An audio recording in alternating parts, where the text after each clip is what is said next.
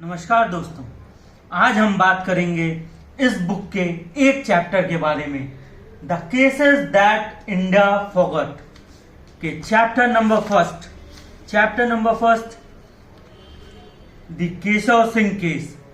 साल था 1964। कहानी है गोरखपुर की। हम कागज ही दिखाएंगे। एक सोशलिस्ट पार्टी का लोकल लीडर केशव सिंह, जिसने की पैम्पलेट डिस्ट्रीब्यूट किया गोरखपुर और एडजॉइनिंग डिस्ट्रिक्ट में। ये एक ऐसी छोटी सी वारदात थी जो कि एक केस को जन्म दी, जिसमें आज तक की सबसे बड़ी बेंच हाई कोर्ट की बैठी, जिसमें 28 जजों ने मिलके फैसला दिया। This was the historic judgement. आपको हम ले चलते हैं ईयर 1964 में। केशव सिंह एक सोशलिस्ट पार्टी के लोकल लीडर ने पैम्पलेट डिस्ट्रीब्यूट किया। उस समय उत्तर प्रदेश में कांग्रेस की सरकार थी। कांग्रेस के सरकार के लोकल एमएलए के अगेंस्ट वो पैम्पलेट डिस्ट्रीब्यूट हुआ था। Local MLA was confronted, felt bad, and उन्होंने पार्लियामेंट्री प्रिविलेजेस का यूज करके एक रिजोल्यूशन मूव किया स्टेट असेंबली में, और केशव सिंह को और उनके एसोसिएट को लखनऊ असेंबली बुलाया गया, जिसमें कि उनके और एसोसिएट तो लखनऊ असेंबली आ गए, बट केशव सिंह नहीं आए, जो कि गोरखपुर से लखनऊ आने में 5-6 घंटे का ट्रेन का सफर होता है। उन्होंने दलील दी कि उनके पास पैसा नहीं है लखनऊ आने का, तो वो स्टेट असेंबली के पास पेश नहीं हुए। इसको असेंबली ने असेंबली की अवहेलना समझा और एक ऑर्डर जारी किया और उन्हें अरेस्ट करके असेंबली लाया गया। यहां पे टर्न होता है वहां का स्पीकर, स्टेट असेंबली के स्पीकर, जो कि खुद एक लॉयर थे, वो केशव सिंह से कॉन्स्टेंटली क्वेश्चन करते हैं about the pamphlet and other thing, but Keshav Singh एकदम साइलेंट रहते हैं और वो अपनी पीठ दिखा के बैठ जाते हैं। उन्होंने कुछ भी नहीं बोला। बात तब बिगड़ जाती है जब केशव सिंह का एक लेटर स्पीकर के सामने आता है, जिसमें बताया जाता है कि केशव सिंह अपने पैम्पलेट पे अभी भी जो पैम्पलेट में लिखा है उस पे स्टे करते हैं, उससे हटते नहीं है, और उन्होंने माफी भी नहीं मांगी। तो ये सब देखते हुए उस समय की चीफ मिनिस्टर सुचिता कृपलानी एक रेजोल्यूशन मूव करती हैं स्टेट असेंबली में, और केशव सिंह को 1 हफ्ते की कस्टडी में भेज दिया जाता है, जेल में भेज दिया जाता है। और जब उनका टेन्योर खत्म होने वाला था, छठे दिन कुछ ऐसा होता है जो एक ऐसे केस को जन्म देता है जो कि हिस्टोरिकल जजमेंट हुआ।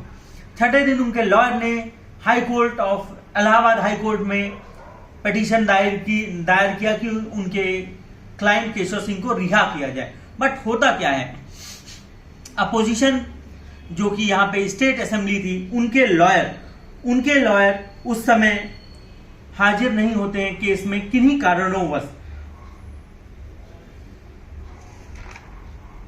कारणोंवश उनके लॉयर कोर्ट में हाजिर नहीं होते हैं, और एक तरफा फैसला होते हुए केशव सिंह को बेल मिल जाती है।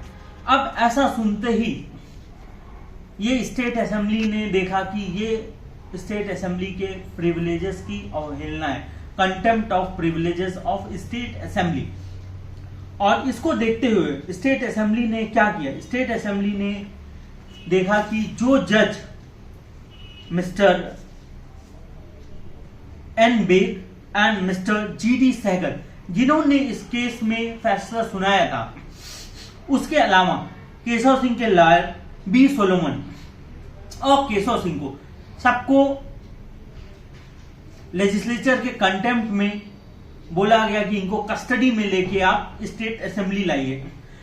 अब यहीं से जन्म होता है एक डिस्कॉर्ड, जो कि होता है Discord of separation of power between state legislature and high court of India. 3 pillar judiciary, executive and legislature. यहां पे मुद्दा गर्म हो गया था. There was an issue of separation of power between legislature, law-making body, that is High Court, and the state legislature. यहां मामला फंसने लगा था कि who has the upper hand. अब स्टेट लेजिस्लेचर ने justice N Beg, justice GD Sehgal, Keshav Singh के lawyer B Solomon को तलब किया. बट अब ऑप्शन क्या था जजों के पास? जज के पास ऑप्शन ये था, या तो वो चले जाएं और स्टेट लेजिस्लेचर के पास अपना पॉइंट ऑफ व्यू रखें, या तो ना जाएं, या तो जाके अपना पॉइंट ऑफ व्यू अच्छे से रखें. थर्ड ऑप्शन था कि वो पिटीशन दायर करें, और इस समय हाई कोर्ट के चीफ जस्टिस लीव पे थे. तो सेकंड मोस्ट जज के पास असमंजस था कि वो अब ये केस किसको ट्रांसफर करें, क्योंकि वो जानते थे जिसको अगर वो केस ट्रांसफर करते हैं तो स्टेट लेजिस्लेचर उनको भी सम्मन कर लेगी. तो ऐसा ना हो, इसी बीच एक उनको उस समय के chief justice, acting chief justice को सजेशन मिली कि आप ऐसा कीजिए कि किसी को आप केस ट्रांसफर ना कीजिए, बट आप जितने भी जजेस हैं सभी को एक साथ बैठा के बोलिए कि इस केस का फैसला करें, except N Beg and GD Sehgal. और ये देखते ही देखते ये बात न्यूज में आ गई कि स्टेट लेजिस्लेचर ने एन बेग और जीडी सहगल को सम्मन किया है स्टेट लेजिस्लेचर में. बट उनको कोई फॉर्मल ऑर्डर नहीं आया था कि पेश होना है. तो अफरा तफरी में GD Beg, N Beg and GD Sehgal ने पिटीशन दायर किया.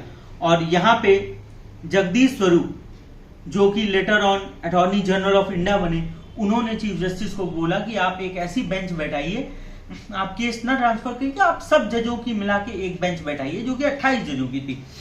तो उन्होंने देखा कि ये तरीका सही है कि स्टेट लेजिस्लेचर किसी 2 जज को तो जेल भेज सकता है, बट वो एक साथ 28 जजों को जेल नहीं भेज सकता. तो यहाँ पे कॉन्सेप्ट है सॉलिडारिटी का, यूनिटी इज स्ट्रेंथ. यहाँ सब जज ने एकजुटता दिखाई और इस केस को सुनने का फैसला लिया.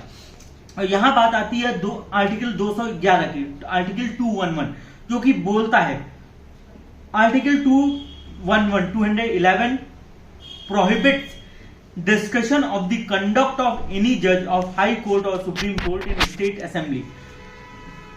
यहां पे क्या हो रहा था? आर्टिकल 211 का विरोध हो रहा था. आर्टिकल 211 कहता है कि हाई कोर्ट और सुप्रीम कोर्ट के जज का कंडक्ट स्टेट असेंबली में डिस्कस नहीं किया जा सकता. यहां पे ये चीज स्टेट असेंबली में डिस्कस हो रही थी. तो इसके देखते हुए उनकी पिटीशन एक्सेप्ट हुई.